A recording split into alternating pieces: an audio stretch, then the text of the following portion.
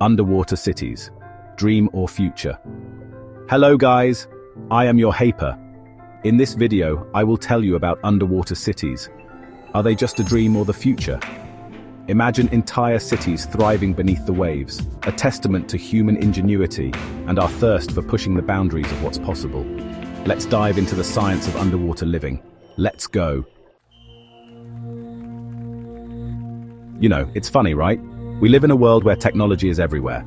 We spend our lives glued to screens, but put someone in front of a simple aquarium and bam, they're mesmerized. It's like magic, the way those fish swim around so effortlessly. There's something about the underwater world, the mystery of the deep, that just hooks us. The colors, the creatures, the unknown, it's all so captivating. And that fascination, that curiosity, is what fuels this whole crazy dream of underwater cities. Imagine living in a place where every window offers a view of marine life. Now, I'm not talking about some flimsy, leaky tube stuck to the ocean floor. No, I mean real sustainable habitats. I'm talking sprawling metropolises, complete with apartments, parks, you name it. Imagine underwater schools, shopping centers, and even theaters. And the coolest part is, we're already getting a taste of this future thanks to VR and AR simulations. But why underwater? What's the big deal? The ocean is vast, like really vast. It's a whole new frontier waiting to be explored. We're talking over 70% of the Earth's surface just begging to be explored and utilized. That's a lot of space with endless possibilities. Plus, think of the resources, the potential for scientific discovery.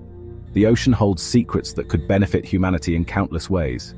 This isn't just about escaping a messed up planet, it's about expanding our horizons and pushing the limits of human ingenuity. It's about creating a new way of living, one that's in harmony with the natural world. Alright, let's get down to brass tacks. Building underwater is no walk in the park. The pressure alone is enough to crush a submarine like a soda can.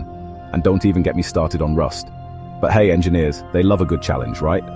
First things first, we need materials that can handle the pressure. Think super strong concrete reinforced with steel. Or even better, titanium alloys like those used in spacecraft. We need these cities to be energy efficient, sustainable, and most importantly, livable. Okay, picture this. You wake up in your cozy underwater apartment, sunlight streaming in through the panoramic window. The view is breathtaking, with schools of fish swimming by and the vibrant coral reefs just outside your window. Okay, maybe acrylic. And what's the first thing you need? That's right, a big old breath of fresh air. But how do we get fresh air down here, deep beneath the waves? But how do we make breathable air in a city that's, submerged? Algae, those little green machines, are nature's air purifiers, sucking in carbon dioxide and spitting out sweet, sweet oxygen. They are the unsung heroes of our underwater world. By incorporating large-scale algae farms into our underwater cities, we can create a self-sustaining oxygen supply. These farms not only provide the air we breathe, but also add to the beauty of our underwater environment. But what about all the waste we generate? We can't exactly have garbage trucks roaming the ocean floor. So how do we manage waste in such a unique setting? Fear not, for the answer lies in the smallest of creatures, microbes. These tiny organisms are incredibly efficient at breaking down waste. These microscopic helpers are nature's recyclers, breaking down waste and transforming it into harmless byproducts. They work tirelessly to keep our underwater cities clean and sustainable. By designing advanced microbial treatment systems, we can ensure that our underwater cities are not only livable but also environmentally friendly. These systems mimic natural processes, making our underwater life as green as possible. And guess what? NASA's already using similar systems on the International Space Station. These technologies have been tested in the harshest environments, proving their reliability and efficiency. Alright, let's talk energy. You can't power an entire city on AA batteries, right? Especially not an underwater city. But here's the beauty of it. The ocean itself is a giant, untapped, renewable energy source. First up, we've got tidal power. Those massive underwater turbines, swaying back and forth with the rhythm of the tides, generating clean, reliable energy. And then there's geothermal energy. By tapping into hydrothermal vents, those underwater geysers spewing scorching hot water, we can generate electricity and even heat our underwater cities. And the best part, all of these energy sources are renewable, meaning they'll never run out. Alright, Let's say we've nailed the engineering, built ourselves a shiny new underwater city. Now comes the real challenge, living in it. Because let's be honest, trading in your morning commute for a swim to work is a pretty big adjustment. First off, there's the whole psychological aspect. Living underwater means limited natural light, confined spaces, and well, not seeing the sky all that often. To combat the psychological hurdles, we'll need to get creative. Think spacious communal areas with simulated sunlight, virtual windows that display calming landscapes, maybe even underwater parks and recreational facilities. But it's not just our minds we need to worry about. Our bodies will need to adapt too. Living under pressure can have some funky effects, so regular decompression will be key. Luckily, there are already long-term habitation studies being conducted, both underwater and in space, that are helping us understand how humans adapt to extreme environments. Now, before we all get too excited about building Atlantis 2.0, we need to talk about the elephant in the ocean, the environment. Our oceans are already facing numerous challenges, from pollution to overfishing, and adding massive underwater structures could exacerbate these issues. We can't just waltz into this fragile ecosystem and start building without considering the consequences. The ocean is a delicate balance of life, and any disruption can have far-reaching effects. One of the biggest concerns is habitat disruption. When we build underwater, we risk disturbing the homes of countless marine species. Imagine building a city on top of a coral reef, displacing all those critters that call it home. Coral reefs are not just beautiful, they are vital to the health of the ocean. Not cool, right? That's why it's crucial that any underwater city is designed with minimal ecological impact in mind. We need to ensure that our presence does not harm the existing marine life.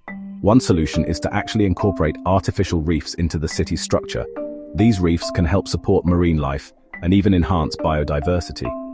These man-made structures can provide habitats for marine life, mimicking the natural environment. They can serve as a sanctuary for fish, corals, and other marine organisms. We also need to be mindful of waste disposal. The ocean is not a dumping ground, and improper waste management can lead to severe pollution. Instead, we need to develop advanced treatment systems that can break down waste and recycle it back into the ecosystem. This way, we can minimize our footprint and keep the ocean clean. The good news is that there are already successful examples of artificial reef deployments and sustainable marine management practices around the world. These initiatives show that with careful planning and innovation, we can coexist with the ocean without causing harm. Alright, we've got the oxygen flowing, the lights on, and the seaweed smoothies blended. But what about the real essentials, food and water? We can't exactly order takeout to an underwater address, can we? Luckily, the ocean is a giant all-you-can-eat buffet, if you know how to work it. Aquaculture, or underwater farming, is going to be key. Imagine massive kelp forests swaying in the current, providing a sustainable source of food and even biofuel.